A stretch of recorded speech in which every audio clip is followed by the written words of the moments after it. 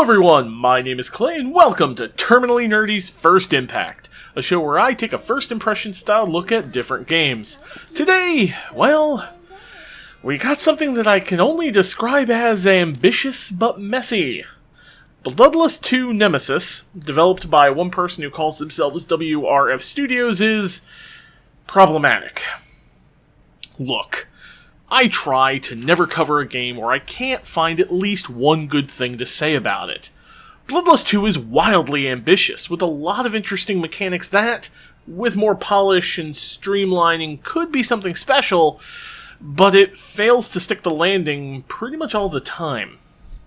Sure, it's not great to look at. Character models are generic feeling, although there is a decent amount of character customization during character generation. Enemies are a basic mix of humans and very bizarre creatures, and there's a lot of variety here, which I appreciate. However, dungeon areas can be incredibly dark, making it really hard to see, and my vampire sure as hell doesn't have night vision. So why are these dungeon areas super dark? The city area, however, that you get to see very early on is really nice, and it feels like the back alleys of a slum. There is some decent visual design here, given the fact that only one person worked on this. I will say, however, that the UI design is a mess. There's no tooltips on your hotbar, for example, and you can only find skill info in the skill window. The gear at least changes how you look, though, which is a nice touch. I like the hats and trench coats. What do you need? Additionally, attack animations are weird. Sometimes I'll swing my melee weapon and my attack speed will be incredibly slow.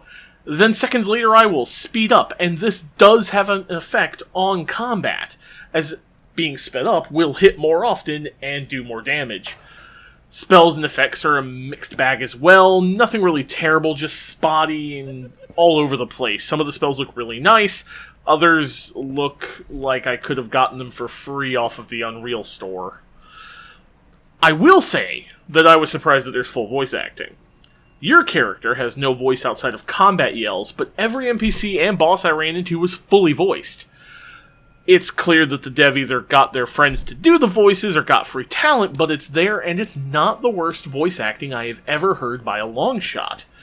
The music, however, is generic at best and forgettable at worst. Bring your own soundtrack for sure here, as I can barely remember there being music. Where the problems for me really start is how this game functions. A lot of the mechanics here are poorly explained, poorly implemented, or both. For instance, you can sire your own vampiric minions. That's a really nice feature, and I wish more vampire games featured this. How many minions you can sire is dependent on your bite skill. At bite skill level 2, for instance, you can have 2, and at bite skill 4, you can have 3. However, the game doesn't tell you that you can actually level these minions. You have access to the Sire menu, which the game doesn't mention. You can also send them out for loot from that menu, which the game doesn't mention. And if they die, there's a 20% chance for them to die if brought to 0 HP in combat. The game doesn't tell you how to bring them back or remove them unless you go digging in the Sire menu. Let me make it easy for you real quick. You've got 2 minutes to either visit the Wraith Room, which I never found, or just wait out the 2 minutes for the minion to vanish from your sire menu. If you try to sire a new minion while one is dead but still visible in that menu, the sire attempt will fail and you will lose XP for killing an innocent. You also lose XP on death. How about this for weird? You can learn all sorts of skills like summon rats, summon spiders, fireball, teleport, bite, etc. However, some of those skills are tied to vampire factions and their reputation. Meaning, if your reputation isn't high enough with a particular faction, you can't advance the skill past a certain point. And the only way I saw to increase faction rep was by returning lost items that I found and identified. But the only faction that I had access to in the first few hours of the game is the Bugata clan. And the skills I wanted to use were not part of that faction. Meaning the skills I wanted to use could only go to level 1 or 2 and no higher. There's a ton of loot in this game, this being a third-person action RPG. However, most of it's going to be unusable when you get it. Why? Well, the stat requirements will generally be too high, even early on. Gear will need either strength, dexterity, or charisma, And some of the better weapons and armors I found would have requirements like 30 strength or 28 dex. And you only get 5 stat points a level, and there's 6 stats. And at the start of the game, you have to roll your stats, and they can roll anywhere between 5 and 12. You do get plus 5 to 1 stat based on your class archetype, Warrior for Strength, Thief for Dex, and Witch for Charisma. And you get 5 points to spend at character gen, so you can get one of your stats to 22 at most at the start, if you're lucky, and roll really well, and dump everything into it.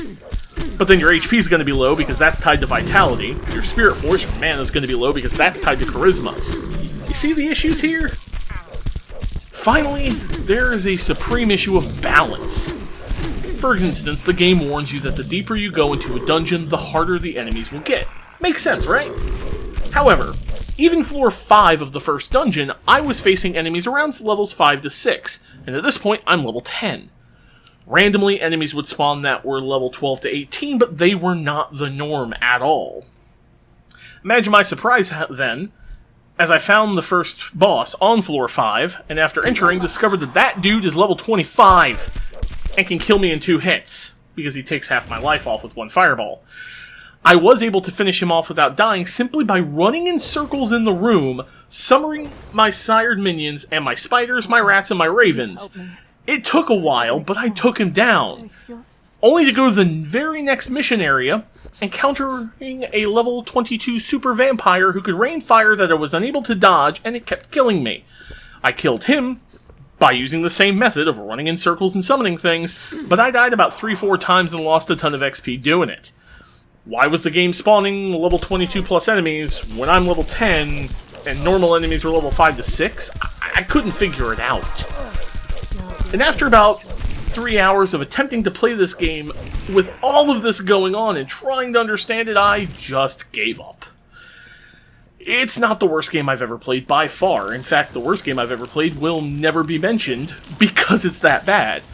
This one at least has some good ideas, and when those ideas work, it's kind of fun. I felt like a vampire a lot of the time.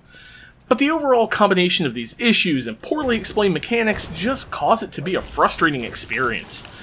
You can pick it up for $15 on Steam, and if you're willing to put up with the supreme levels of jank, you might enjoy this. For me, though, I'm pretty much done. As always, thank you very much for watching, treat each other kindly, and stay nerdy. I'll see you on the next one. Take care, everyone.